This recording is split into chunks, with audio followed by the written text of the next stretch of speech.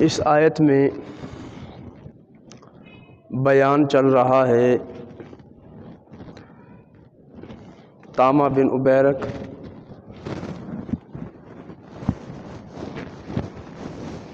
کہ جس نے چوری کی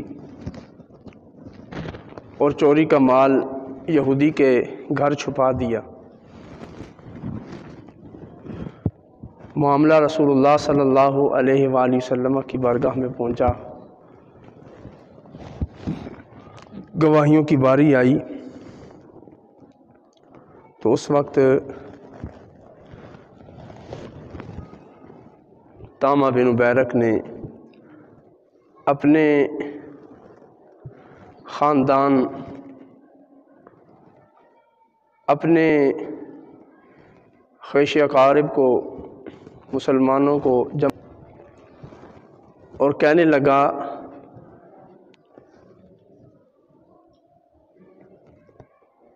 کہ گواہ چونکہ کوئی موجود نہیں ہے، اس لیے اب معاملہ قسم پہ آئے گا۔ میں قسم اٹھا لوں گا اور جو یہودی ہے وہ بھی قسم اٹھا لے گا۔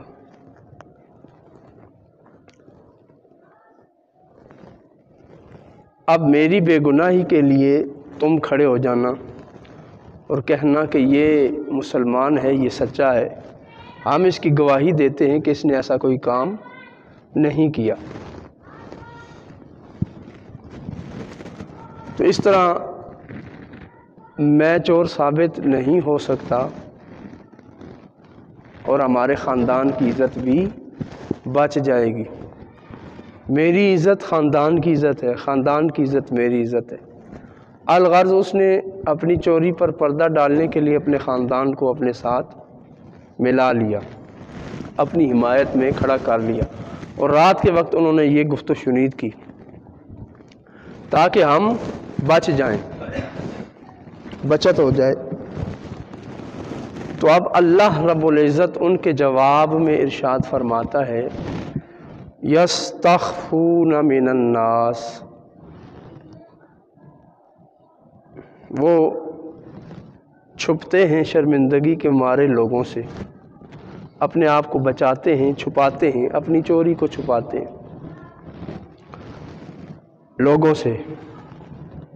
وَلَا يَسْتَخْفُونَ مِنَ اللَّهِ، اور وہ نہیں چھپ سکتے اللہ سے۔ لوگوں سے تو اپنے آپ کو چھپا سکتے ہیں، اللہ سے کیسے اپنے آپ کو چھپائیں گے؟ وَهُوَ مَعَهُمْ، اللہ تو ان کے ساتھ ہے۔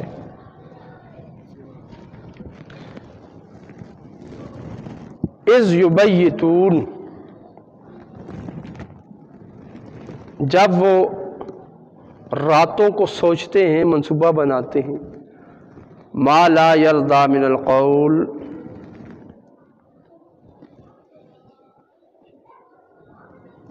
وہ باتیں جو پسندیدہ نہیں ہیں، وہ باتیں وہ سوچتے ہیں، وہ باتیں جو اللہ کو ناپسند ہیں، اللہ کے ہوتے ہوئے وہ سوچتے ہیں۔ وَكَانَ اللَّهُ بِمَا يَعْمَلُونَ مُحِيطًا، اور بے شک اللہ کے احاطے میں ہیں جو کچھ وہ کر رہے ہیں۔ بِمَا يَعْمَلُونَ، جو کچھ وہ عمل کرتے ہیں وہ اللہ کے احاطے میں ہیں، اللہ کی طاقت اور قدرت اور اللہ کے حصار کے اندر اندر ہیں۔ وہ جو کچھ بھی کر رہے ہیں اللہ کی طاقت سے باہر نہیں ہے۔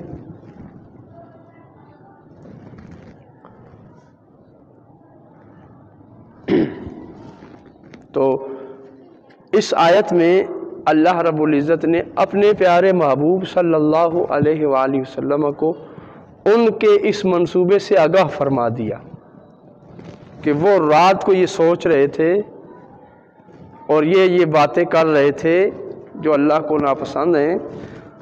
اللہ تو وہاں موجود تھا، ایک تو چوری کی گناہ کیا، اوپر سے اس چوری کو بچانے کے لیے سارا ملبہ یہودی پر ڈالنے جا رہے ہیں، جو کہ بذات خود ایک گناہ ہے۔ گناہ تو کیا لیکن گناہ کا ملبہ کسی اور پر ڈال دیا، خود جرم کیا اور جرم کسی بے گناہ شخص پہ ڈال دیا۔ اسماعیل بچوں کو اوپر سے اتارو، یہ بچے اوپر جا رہے ہیں، ان کو اتارو نیچے۔ ما لا یرضی من القول، وہ بات جو اللہ کو ناپسند ہے، اللہ جس سے راضی نہیں ہے۔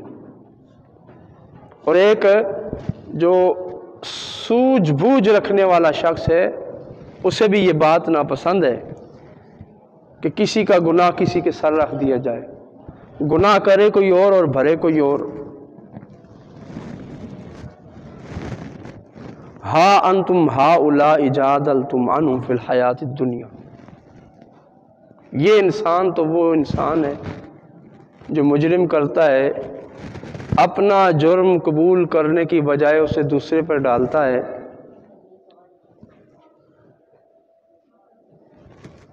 اور پھر تم ان کی طرف سے جھگڑتے ہو، تم ان کے ہی وکیل بن جاتے ہو۔ آج تو تم مجرم کے ساتھ کھڑے ہو گئے فی الحیات الدنیا، اس دنیا کی زندگی میں۔ فمن یجادل اللہ عنہم یوم القیامہ، پھر جب یہی مجرم اللہ کے سامنے قیامت کے دن کھڑا ہوگا تو پھر کون اس کا وکیل اور حمایتی بن کے اللہ کے سامنے آئے گا؟ کس میں اتنی جرأت ہے؟ یعنی کوئی بھی قیامت کے دن اللہ کے سامنے کسی مجرم کی حمایت نہیں کر سکے گا۔ ام من یکون علیہم وکیلا، یا پھر کون ہوگا ان کا وکیل قیامت کے دن؟ وکیل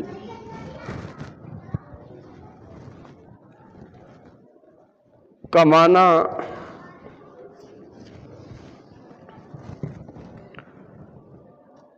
سمجھ لیں کہ وکیل کس کو کہتے ہیں۔ ایک ہوتا ہے وکیل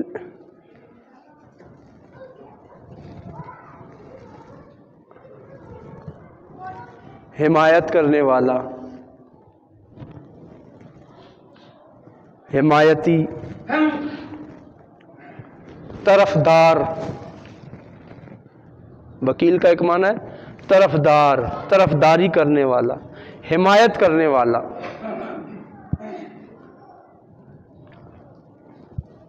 اور ایک ہوتا ہے وکیل کارساز، ایسا طرفدار جو طرفداری کرے تو بات بن جائے، اس کا مسئلہ حل ہو جائے تو اس کو کہتے ہیں کارساز وکیل۔ پھر وکیل کا معنی ہوتا ہے کارساز، کام بنا دینے والا۔ تو دنیا میں جتنے بھی وکالت کرنے والے ہیں یہ صرف طرفدار ہونے کی حد تک ہیں، حمایتی ہونے کی حد تک ہیں۔ اللہ تعالیٰ کے 99 اسماء میں سے ایک نام ہے الوکیل، اور اس کا معنی محض طرفدار یا حمایتی نہیں ہے، بلکہ اس کا معنی ہے کارساز، کہ کام کو بنا دینے والا۔ بندہ کسی جرم میں پھنستا ہے تو اپنے بہت سے حمایتی کھڑے کرنے کی کوشش کرتا ہے۔ ایک تو وہ وکیل کرتا ہے جو عدالت میں جج کے سامنے اس کی حمایت کرے، اس کی طرفداری کرے، پولیس سے اسے چھڑائے، ضمانت دلوائے۔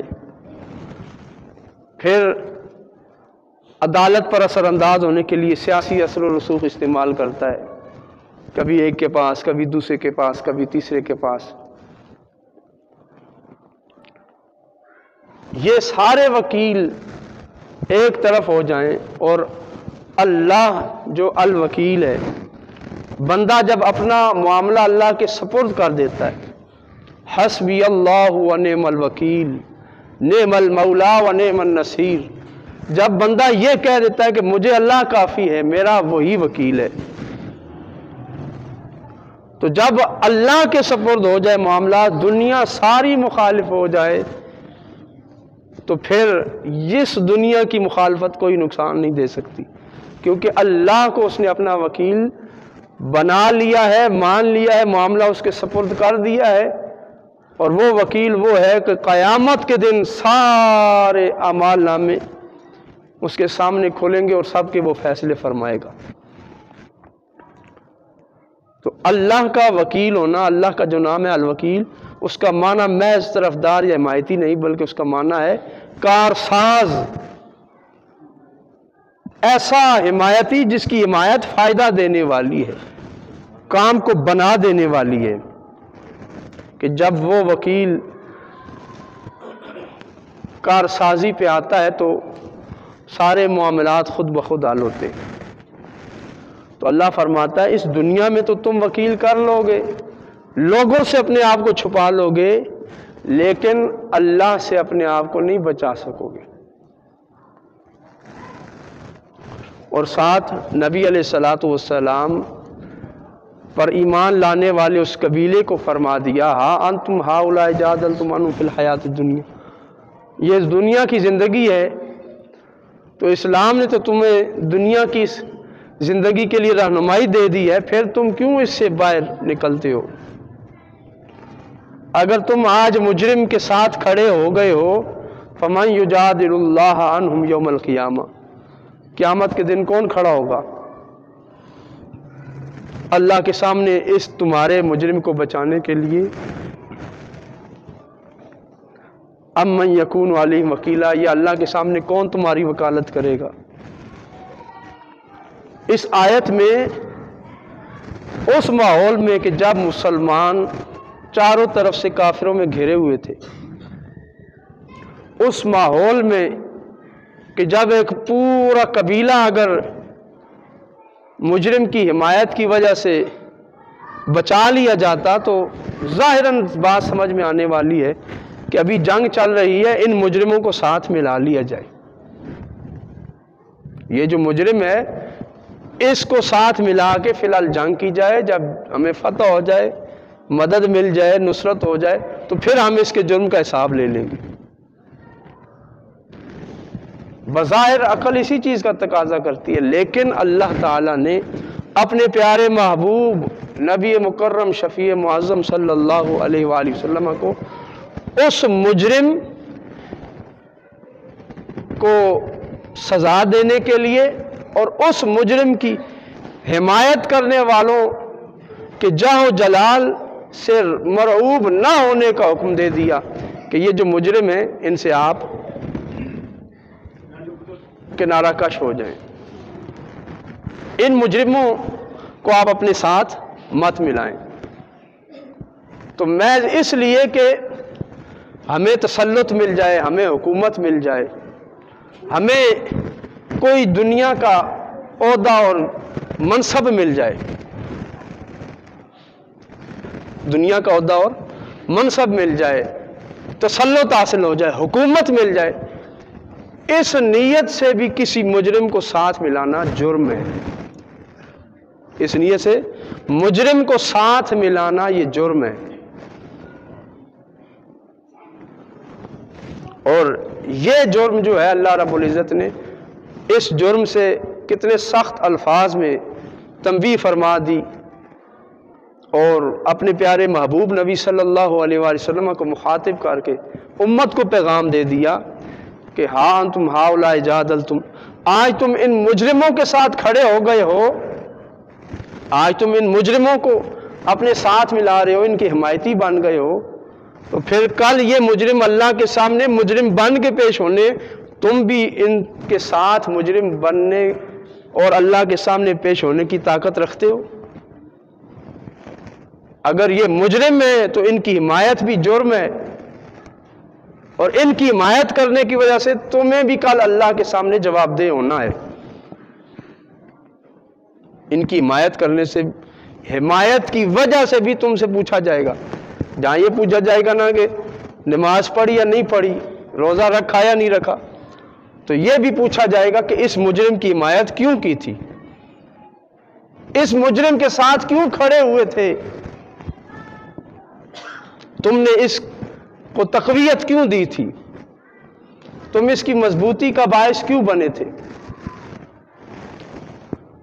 تو کسی بھی مجرم کو، ثابت شدہ ملزم اور مجرم کو، اس کی حمایت کرنے کو اللہ رب العزت نے واضح طور پر منع فرما دیا کہ اب مسلمان بحیثیت مسلمان کسی مجرم کی، جب کہ اس کا جرم ثابت ہے، اس کا مجرم ہونا، اس کا جرم ثابت ہے، پھر اس کے ساتھ کھڑا ہونے کا کوئی معنی نہیں، چاہے پوری دنیا اس کے ساتھ کھڑی ہو جائے۔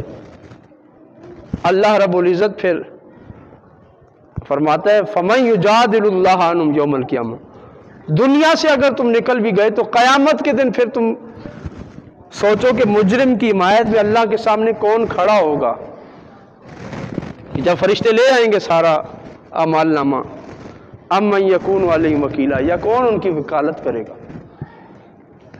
تو ہمیں یہ بحیثیت مسلمان سوچنا چاہیے کہ آج ہم کس طرح کسی مجرم کی حمایت کر رہے ہیں۔ مجرم کی حمایت صرف یہ نہیں ہے کہ اس کے ساتھ جا کے عدالت میں جھوٹی گواہی دے دی، بلکہ مجرم کی حمایت میں تعریفی جملہ کہہ دینا یہ بھی جرم ہے۔ اگر مجرم کے خلاف کوئی بول رہا ہے، تنقید کر رہا ہے، اور اس کو کہنا یار تنقید مت کرو، وہ مجرم ہے، ٹھیک ہے اس کا جرم اپنے ساتھ ہے، لیکن تم معاشرے میں مت پھیلاؤ، تو یہ بھی جرم ہے۔ مجرم کو، مجرم کہنے والے کو روکنا یہ بھی بذات خود جرم ہے۔ غیبت منع ہے، لیکن مجرم جو ہے، گناہگار جو ہے، جس کے جرم سے دوسروں کو نقصان ہے، اس کے جرم کا اظہار اور اعلان کرنا واجب ہے، لازم ہے۔ اسی لیے محدثین نے جب حدیث لی تو کسی جھوٹے شخص سے حدیث نہیں لی، کسی کا جھوٹ زندگی میں ایک بار ثابت ہو گیا تو اس کی تمام بیان کردہ روایات پر انہوں نے قلم پھیر دیا۔ مشہور ہے واقعہ کہ محدث تھے، حضرت امام بخاری کے بارے میں آتا ہے کہ وہ کسی سے حدیث سننے گئے، پتہ چلا فلاں شخص حدیث بیان کرتا ہے، اس کے پاس حدیث ہے، تو آپ گئے سفر کر کے، دیکھا کہ وہ اس کا گھوڑا بدکا ہوا تھا، بھاگا ہوا تھا، وہ اپنے گھوڑے کو بچانے کے لیے اس نے جھولی پھیلائی اور اشارہ یوں کیا کہ اس میں دانے ہیں، قریب آ جاؤ۔ وہ گھوڑا قریب آ گیا، انہوں نے پکڑ لیا، تو جھولی میں دانے نہیں تھے۔ حضرت امام بخاری نے کہا کہ جو جانوروں کو جھوٹ دکھا رہا ہے، جانوروں سے جھوٹ بول سکتا ہے، وہ حضور کی حدیث کیسے سچی بیان کرے گا؟ اسے حدیث ہی نہیں لی۔ اتنے سخت پیمانے محدثین نے بنائے ہیں کہ دین کو بالکل محفوظ طریقے سے ہم تک پہنچایا۔ تو عرض کرنے کا مقصد یہ ہے کہ محدثین کسی شخص کو عام سی بات پر بھی نااہل قرار دے دیتے تھے۔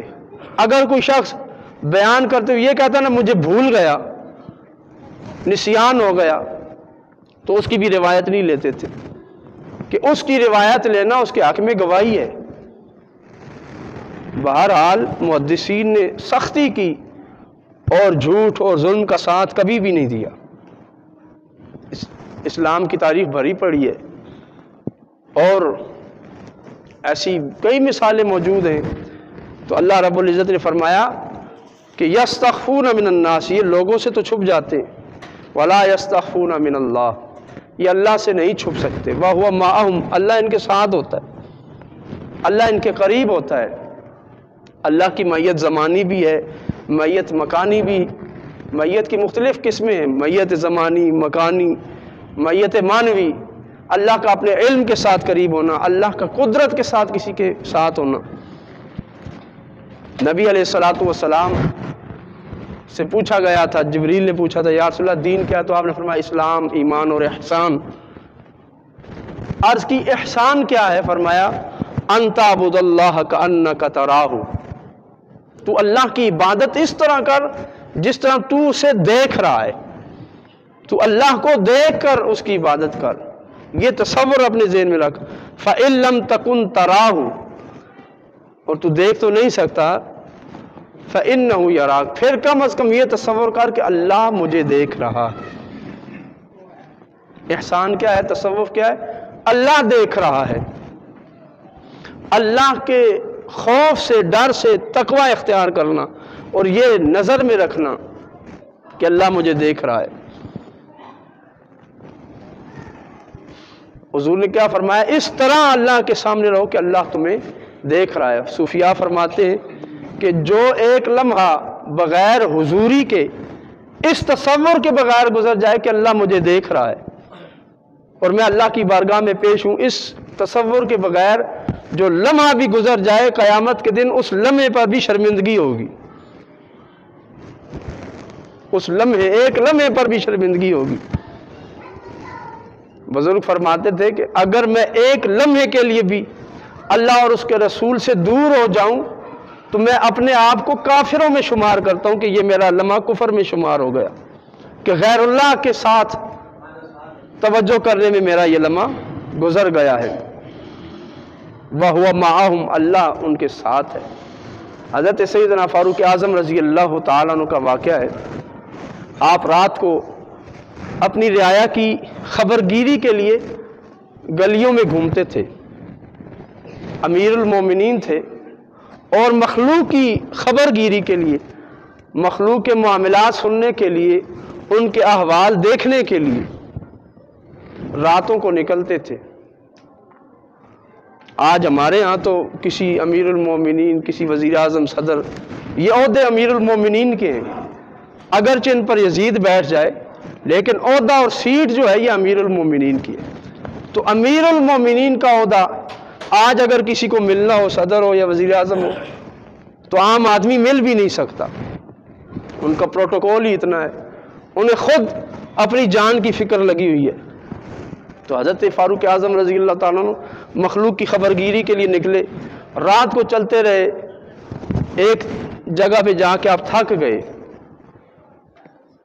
اور آپ کو تھکاوٹ کا احساس ہوا، آپ دیوار کے ساتھ ٹیک لگا کے کھڑے ہو گئے اور وہیں بیٹھ گئے اور پھر نیند آ گئی۔ تھوڑی دیر بعد اندر سے آواز آئی، صبح صادق کا وقت تھا، ماں اپنی بیٹی سے کہہ رہی تھی کہ دودھ میں کچھ پانی ملا لو۔ حضرت فاروق اعظم رضی اللہ تعالیٰ عنہ کے کان میں یہ آواز پڑی، دودھ میں پانی ملا لو۔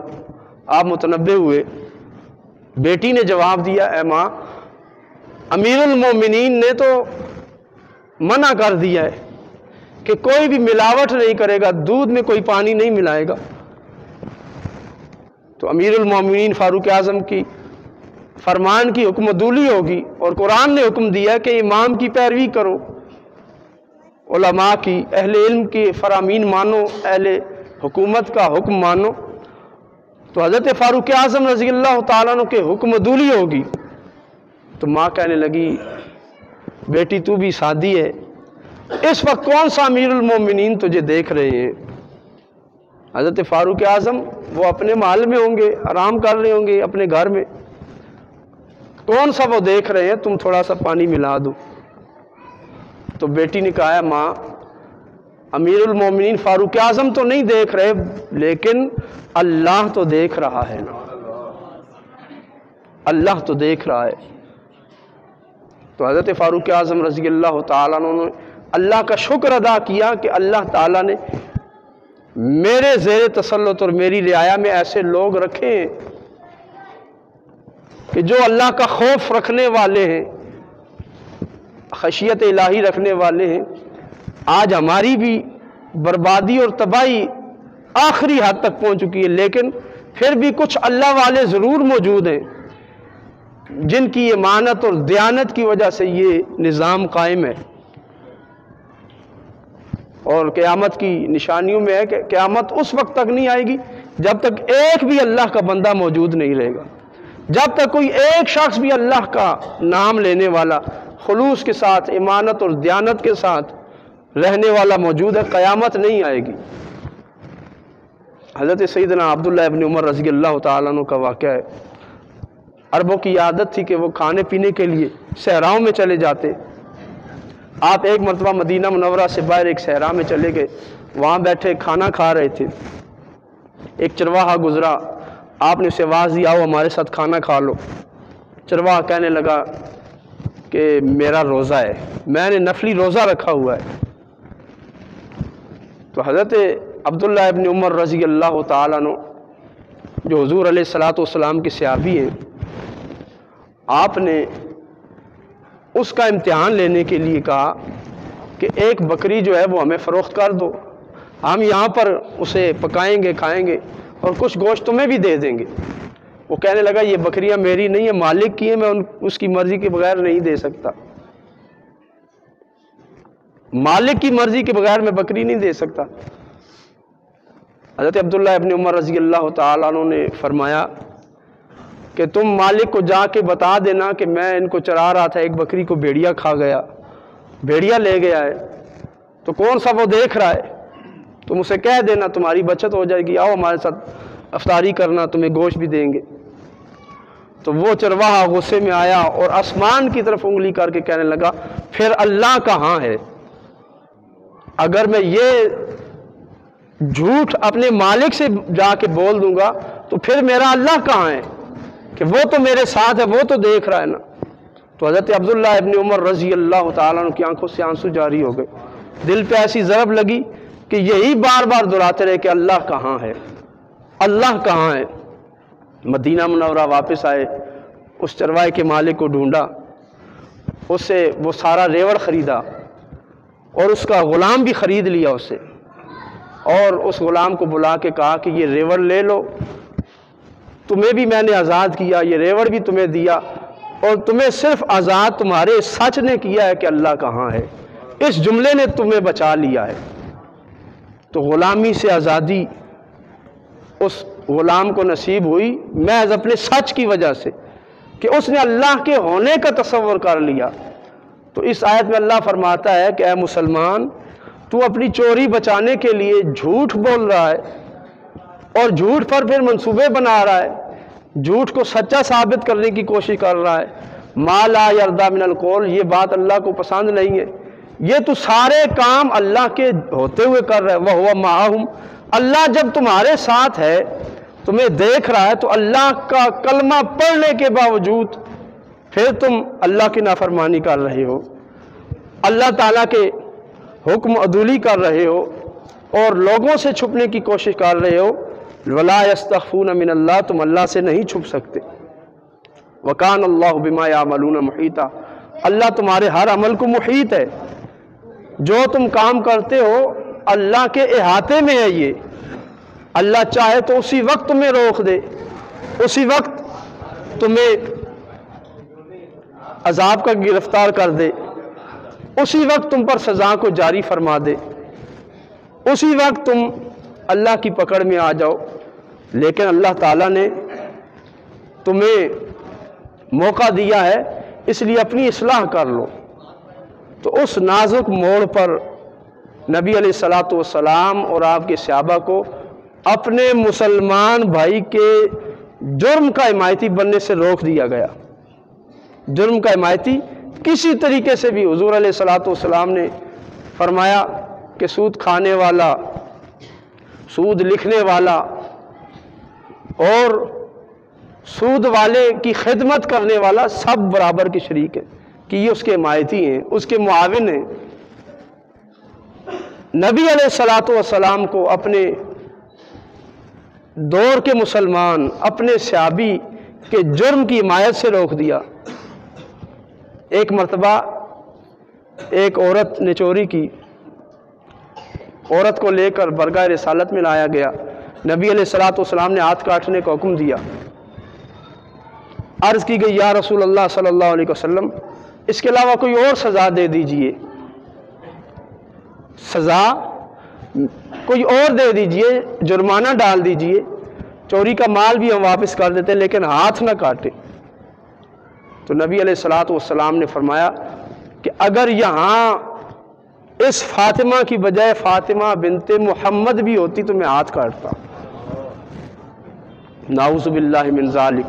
حضرت سیدہ فاطمہ الزہرا رضی اللہ تعالیٰ عنہ کی طہارت، عصمت اور عزت کو سلام، کہ جن کے بالوں کو سورج نے بھی نہیں دیکھا، فرشتوں نے بھی کبھی ان کے ننگے سر کو نہیں دیکھا، تو ان کی طہارت کے کیا کہنے۔ لیکن نبی علیہ الصلوۃ والسلام نے سزا کے معاملے میں سختی کا فرمایا کہ اگر یہاں میری بیٹی بھی ہوتی تو یہی سزا ہوتی، یعنی سزا پر کوئی کمپرومائز نہیں ہے۔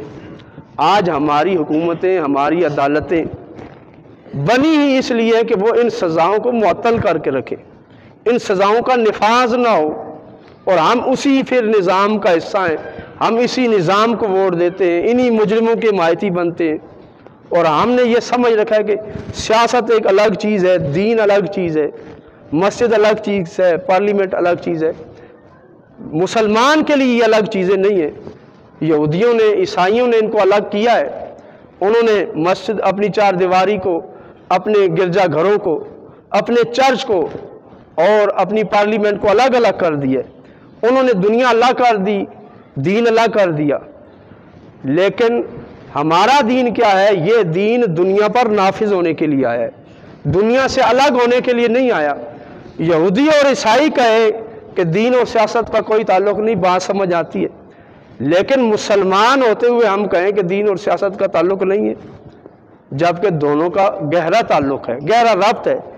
دین اسی سیاست کو درست کرنے کے لیے آیا ہے۔ ایک تو ہم جرم کر رہے ہیں کہ مجرموں کی حمایت میں سیاست کرتے ہیں، اور دوسرا ہم یہ دین پر بہتان باندھتے ہیں کہ دین اور سیاست کا تعلق نہیں۔ ایک ہے بندہ گناہ کرتا ہے، ایک بزرگ تھے جلسے میں، ان سے سوال ہوا کہ داڑھی کی سنت مقدار کیا ہے؟ تو آپ نے، وہ جو بزرگ تھے سجادہ نشین تھے، ان کی داڑھی چھوٹی تھی، انہوں نے کہا میری داڑھی چھوٹی ہے لیکن سنت جو ہے ایک مشت ہے، اتنی داڑھی ہو کہ ایک مٹھ کے اندر آ جائے۔ یہ میرا گناہ ہے کہ میں داڑھی کٹواتا ہوں، لیکن شریعت کا حکم یہ ہے، سنت یہ ہے۔ اب ہم کیا کرتے ہیں؟ ہم گناہ بھی کرتے ہیں اور شریعت میں تبدیلی کے بھی قائل ہو گئے ہیں۔ ہم نے اگر دین کی سیاست نہیں کرنی تو نہ کریں، دین سے علیحدہ ہونا بے شک ہو جائے، لیکن یہ کہنا کہ دین اور سیاست کا تعلق نہیں ہے، یہ دین میں تعریف ہے، جس کا شکار یہود و نصارہ ہوئے، اور یہ فکری غلطی انہیں آج یہاں تک لے آئی کہ انہوں نے دین کو بالکل اپنی زندگی سے ہی نکال دیا ہے۔ یورپ میں کئی علاقے ایسے جہاں دین کا نام و نشان نہیں ہے۔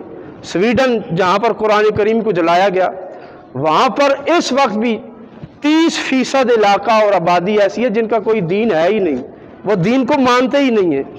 تو جس نے دین کو نہیں ماننا نہ مانے، لیکن دین میں تحریف نہ کرے کہ یہ بذات خود بہت بڑا جرم ہے۔ اللہ رب العزت نے فرمایا کہ یہ دین، یہ قرآن ہم نے نازل کیا، ہم اس کے محافظ ہیں، اس کی حفاظت ہم نے کرنی ہے۔ کس لیے فرمایا کہ اللہ تعالیٰ قیامت تک اپنے بندوں کو اٹھاتا رہے گا جو اس کے احکام کی حفاظت کرتے رہیں گے اور اس پر پورے طریقے سے چلتے رہیں گے، اگرچہ کچھ لوگ اس سے ہاتھ اٹھا بھی لیں۔ مالک کائنات ہمیں دین کو سمجھنے کی اور اللہ تعالیٰ جو ہمارے ساتھ ہے، اللہ کی جو معیت ہمیں حاصل ہے، اس کو سمجھنے کی توفیق عطا فرمائے۔ وآخر دعوانا الحمدللہ رب العالمین۔ استغفر اللہ۔